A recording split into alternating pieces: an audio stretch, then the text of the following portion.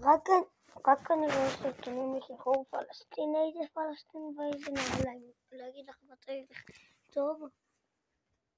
שחררו את האוויר, כי אין להם אוויר כבר.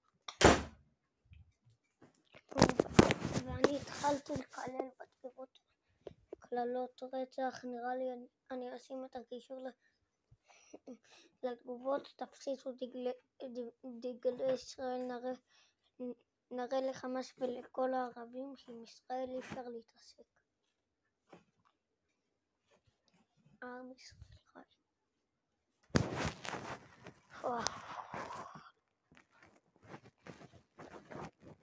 אגב, בסרטון של היום בפורטנייט, אני לא רוצה להגיד לכם מה קרה, אבל זה עצבן אותי.